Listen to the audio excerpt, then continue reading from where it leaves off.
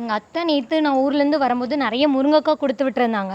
அதை வச்சு இன்றைக்கி ஊறுகாய் தான் செய்ய போகிறேன். ஃபஸ்ட்டு வந்து ஒரு முருங்கைக்காவை ஒரு 3 ஹவோ இல்லை 4 ஹவோ கட் பண்ணி அதை வாஷ் பண்ணி எடுத்துக்கலாம். இப்போ அதை வந்து இட்லி சட்டியில் வச்சு அவிச்சிக்கணும்.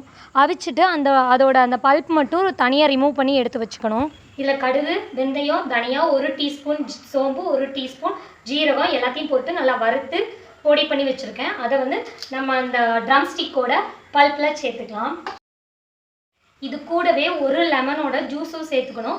லெமன் ஜூஸ் சேர்க்கலை அப்படின்னா வினிகர் கூட சேர்த்துக்கலாம். நான் வினிகர் வேணாம் அப்படின்னு லெமன் ஜூஸ் சேர்த்துருக்கேன். இப்போ இது எல்லாத்தையுமே நல்லா மிக்ஸ் பண்ணி வச்சுக்கலாம். இப்போ இது கூட கொஞ்சமாக மஞ்சள் தூள், கொஞ்சம் நமக்கு தேவையான அளவு உப்பும் போட்டு இன்னும் கொஞ்சம் நல்லா மிக்ஸ் பண்ணி வச்சுக்கலாம். உப்பு கூட ஃபஸ்ட்டு வந்து கம்மியாக போட்டுக்கோங்க தேவையான அளவுக்கு. அப்புறம் டேஸ்ட் பண்ணி பார்த்துட்டு அப்புறம் கூட ஆட் பண்ணிக்கலாம். இந்த அளவுக்கு நல்லா மிக்ஸ் பண்ணி வச்சுக்கோங்க. நல்லா ஆயில் ஹீட் ஆகட்டும். ஒரு 2 முழு பூண்டு வந்து உரிச்சு வச்சுருக்கேன். இது வந்து நல்லா அந்த ஆயில் ஹீட் ஆனதுக்கப்புறம் இதை உள்ளே போட்டு நம்ம லைட்டாக பொரிச்சு எடுத்துக்க போகிறோம். ஊறுகாய் பண்ணும்போது பூண்டு வந்து உள்ள இடையில நமக்கு வந்து கடிப்படும் போது டேஸ்ட் நல்லாயிருக்கும். அதுக்காக பூண்டையும் ஆட் பண்ணிக்கலாம்.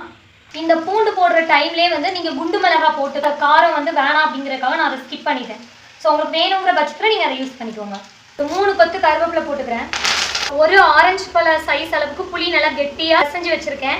ஸோ அதையும் இது உள்ளே ஊற்றிக்கலாம். இப்போ நல்லா கொதிச்சு வந்துட்டுருக்கு புளி. இந்த ஸ்டேஜில் நம்ம மேரினேட் பண்ணி வச்சுருக்கிற அந்த ட்ரம் ஸ்டிக்கோட பல்ப்பை சேர்த்துக்கலாம்.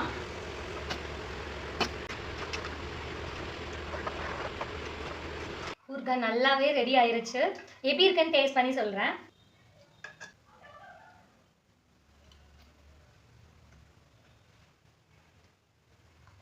வேறு லெவலில் இருக்குது. செம்ம டேஸ்ட்டாக இருக்குது. அதுவும் நம்ம வந்து முருங்கைக்காங்கிறது வந்து ரொம்பவே ஹெல்தியானது நம்ம உடம்புக்கு. ஸோ அதில் ஊறுகாய் செஞ்சு ரொம்ப ஸ்டோர் பண்ணி வச்சு சாப்பிட்றது வந்து நம்ம நார்மல் ஊறுகாய் விட பெட்டர். ரொம்பவே டேஸ்ட்டாக இருக்குது. கண்டிப்பாக நீங்களும் ட்ரை பண்ணிவிட்டு எப்படி இருக்குன்னு கமெண்ட் பண்ணுங்கள். பாய்.